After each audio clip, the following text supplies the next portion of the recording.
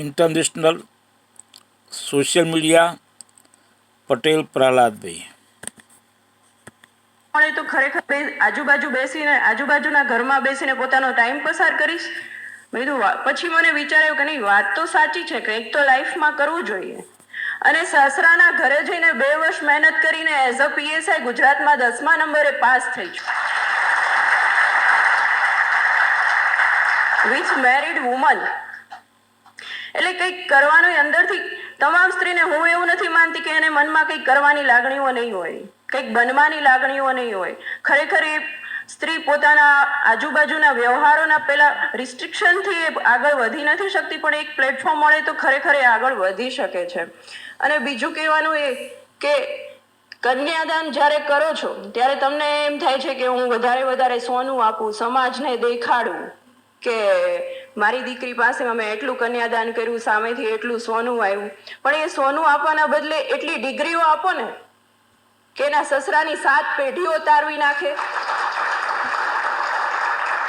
તમને જિંદગીભર એની ઉપાધિ નહીં રહે. અત્યારે મારા પપ્પાને કોઈ પણ પ્રકારની મારી ઉપાધિ નથી કે મારી દીકરી સર્વાઈવ કરી શકશે કે નહીં, કે શું કરશે. અને જ્યારે તમે તમારા દીકરીના સાસરે જાઓ અને એ ઘરનું કામ કરતી હોય એ સારી લાગશે, કે કમરમાં ફટકડી લઈને આટા મારતી હોય એ સારી લાગશે?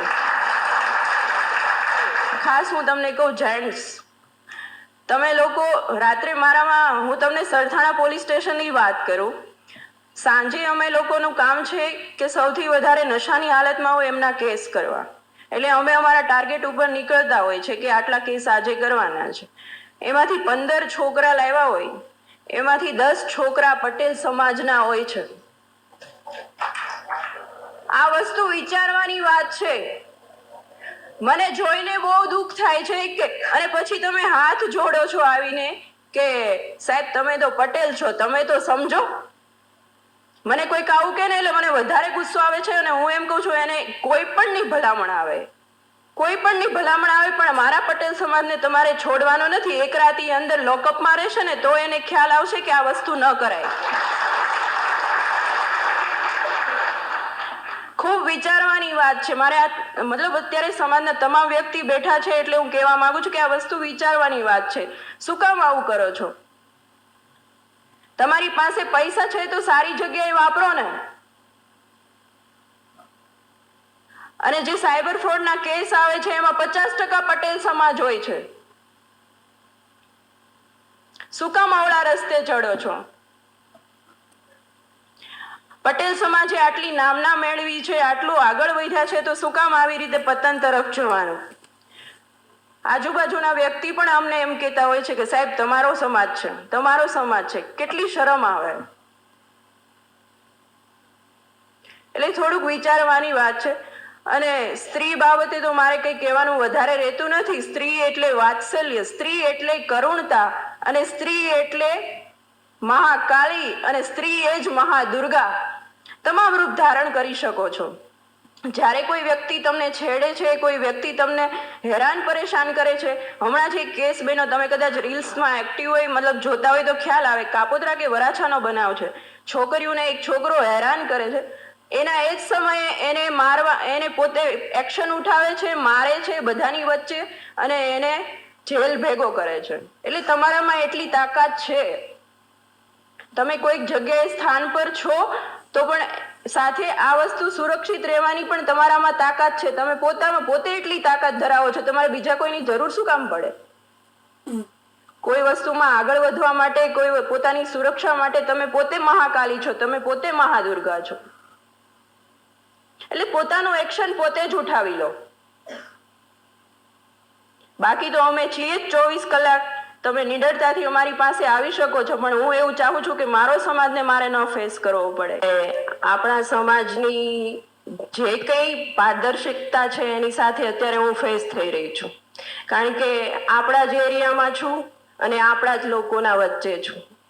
સમાજ હાલ કઈ દિશામાં જઈ રહ્યો છે, શું કાર્ય કરી રહ્યો છે, એની પારદર્શિકતા અત્યારે મને દેખાઈ રહી છે.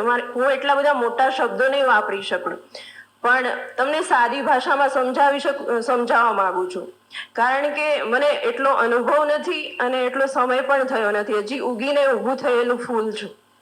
મારી આપવીતી છે કે મારું પોતાનું જે હું ફેસ કરીને આવી છું એમાંથી હું તમને બદલવા પરિવર્તન લાવવા માટે થોડી મારું રિક્વેસ્ટ માનો, એક તમારી દીકરીની રિક્વેસ્ટ માનો, એવું માનીને આગળ ચાલજો અને આ વિચારસરણીને થોડી અપનાવજો.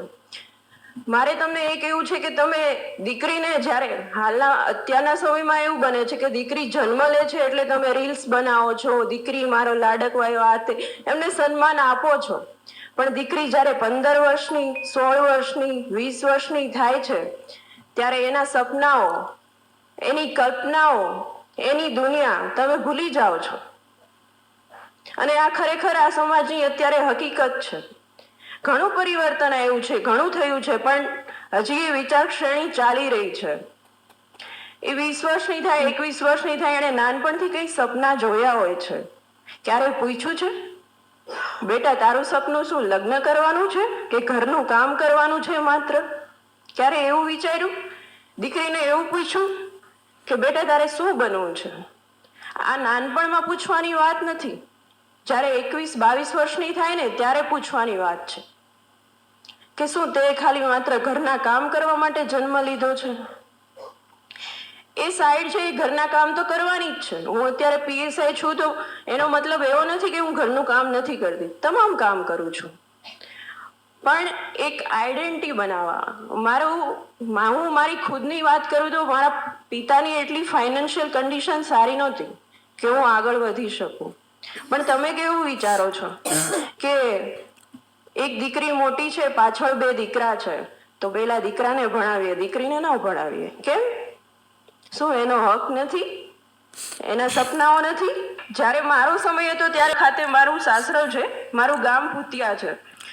એટલે હું ઘરે ગઈ એટલે મારા સાસુએ મને પૂછ્યું, 2 વર્ષ તો હું ઘરે આરામ જ કર્યો છે. એટલે મને કે મારા સાસુ ટીચર છે, સસરા ડોક્ટર છે, અને મારા હસબન્ડ છે કન્સ્ટ્રક્શનમાં છે. મને કે અમારા ત્રણેયની કંઈક આઈડેન્ટિટી છે, તારી શું છે? તું શું છે? માત્ર આખી લાઈફ ઘરનું કામ કરીશ, આજુબાજુ બેસીને, આજુબાજુના ઘરમાં બેસીને પોતાનો ટાઈમ પસાર કરીશ?